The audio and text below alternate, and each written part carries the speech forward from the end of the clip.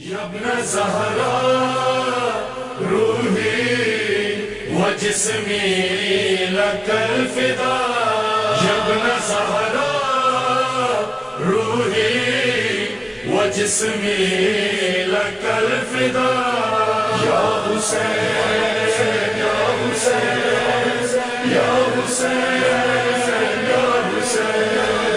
یا غریب یا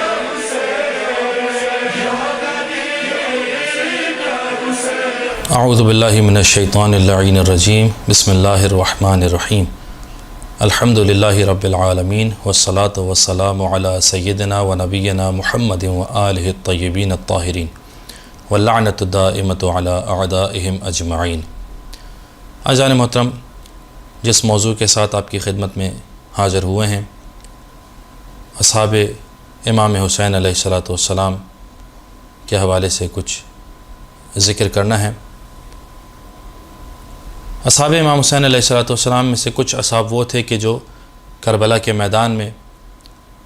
امام کے رکاب میں جنگ کرتے ہوئے شہید ہوئے، اور کچھ اصحاب وہ تھے کہ جو کربلا سے پہلے کچھ مقامات پر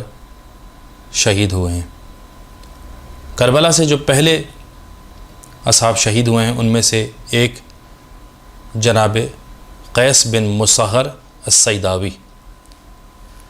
آپ کا تعلق بنی الصیدا سے تھا، اور آپ ایک بہادر شجاع فرد تھے، وہ افراد کے جو اہل بیت علیہم السلام سے مخلص تھے، ان میں سے آپ کا نام سر فہرست تھا۔ آپ کے حوالے سے ابو مخنف لکھتے ہیں کہ جب امیر شام کی موت واقع ہوئی تو کوفہ کے شیعہ جناب سلیمان خزاعی کے گھر پر جمع ہوئے، اور وہاں پر یہ طے پایا کہ سید الشہداء امام حسین علیہ السلام کو خط لکھ کر بلوایا جائے اور ان کی بیعت کی جائے۔ تو جب سب سے پہلا خط لکھا گیا، امام کو دعوت دی گئی، تو وہ خط عبداللہ بن سبع اور عبداللہ بن وال کے ہاتھوں امام حسین علیہ السلام کی خدمت میں بھجوایا گیا۔ اس کے بعد کچھ دنوں بعد دوبارہ ایک خط لکھا گیا کہ جو جناب قیس بن مصہر اور جناب عبد الرحمن بن عبداللہ العرجی کے ہاتھوں روانہ کیا گیا۔ پھر کچھ دنوں بعد ایک اور خط لکھا گیا،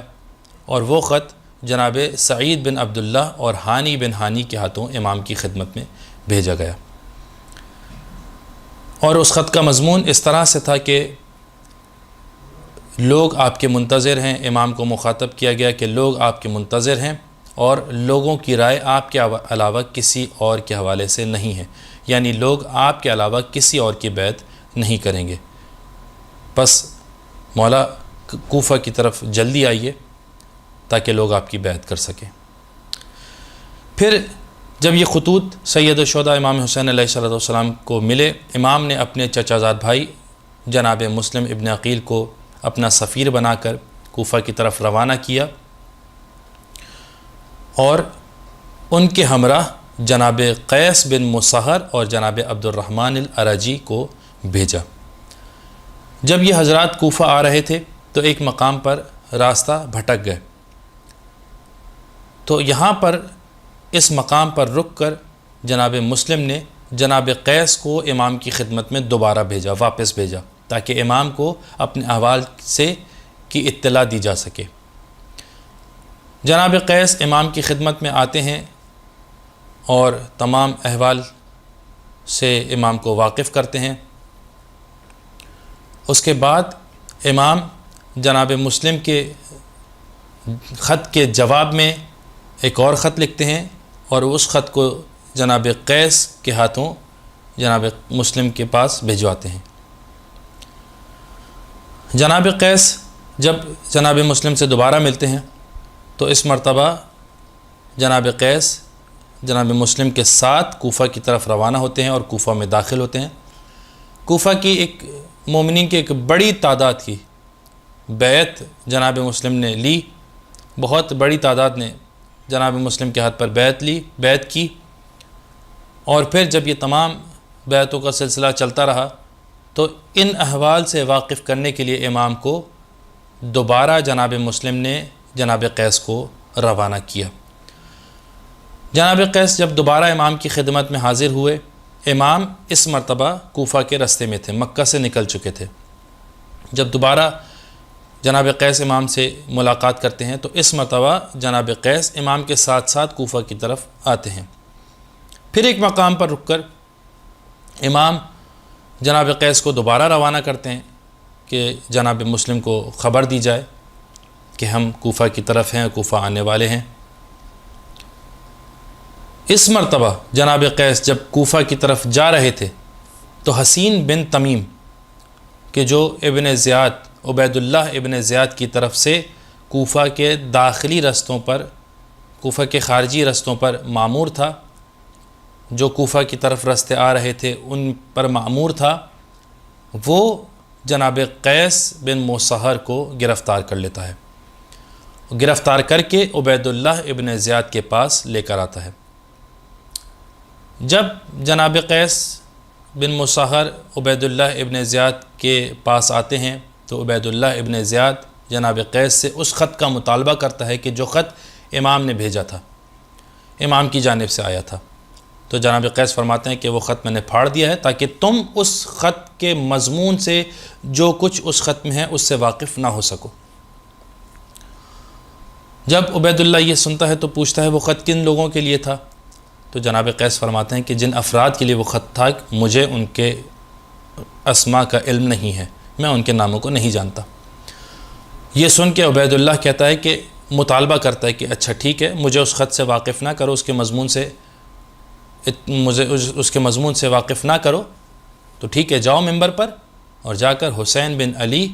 اور ان کے اجداد سے برات کرو، بیزاری کا اظہار کرو۔ اب جب جناب قیس بن مصہر منبر پر جاتے ہیں تو منبر پر جا کر اللہ کی حمد و ثنا کرتے ہیں، رسول پر درود و سلام بھیجتے ہیں، اس کے بعد فرماتے ہیں کہ اے لوگوں، پروردگار کی مخلوق میں سب سے بہترین مخلوق جناب حسین بن علی علیہ السلام ہیں، اور وہ رسول خدا کی دختر جناب فاطمہ کے لخت جگر ہیں، ان کے بیٹے ہیں۔ اور اس کے بعد اس جملے کے بعد عبید اللہ ابن زیاد اور اس کے اجداد پر لعنت کرتے ہیں، ان سے بیزاری کرتے ہیں، اور اس کے بعد امیر المؤمنین علیہ السلام پر درود و سلام بھیجتے ہیں۔ جب یہ تمام ماجرا عبید اللہ ابن زیاد دیکھتا ہے تو ایک مرتبہ طیش میں آ کر ان کو قصر الامارہ کی بلندی سے نیچے گرا دینے کا حکم صادر کرتا ہے۔ اس کے حکم کے مطابق جب جناب قیس کو قصر الامارہ کی بلند و بالا عمارت پر لے جایا جاتا ہے تو وہاں سے نیچے کی طرف گرایا جاتا ہے، نیچے کی طرف دھکا دیا جاتا ہے۔ عزیزان محترم، جب جناب قیس قصر الامارہ سے نیچے زمین پر گرتے ہیں تو ابو مخنف لکھتے ہیں کہ فتقطع ومات، ان کے ٹکڑے ٹکڑے ہو گئے اور وہ شہید ہو گئے۔ عزیزان محترم، جناب قیس کی منزلت، ان کا مرتبہ سید الشہداء امام حسین علیہ السلام کے نزدیک اس طرح سے تھا کہ جب امام حسین کو جناب قیس بن مصہر کی شہادت کی خبر ملتی ہے تو روایت کے جملے ہیں کہ امام گریہ فرماتے ہیں، امام کی آنکھوں سے اشک جاری ہوتے ہیں۔ عزیزان محترم، ان معروضات کے ساتھ اس گفتگو کو تمام کرتے ہیں۔ پروردگار عالم سے دعا ہے کہ پروردگار دین اسلام کا صحیح فہم عطا کرے، اس پر عمل پیرا ہونے کی توفیق عطا فرمائے اور اپنی آخری حجت کے ظہور میں تعجیل فرمائے۔ والسلام علیکم ورحمۃ اللہ وبرکاتہ۔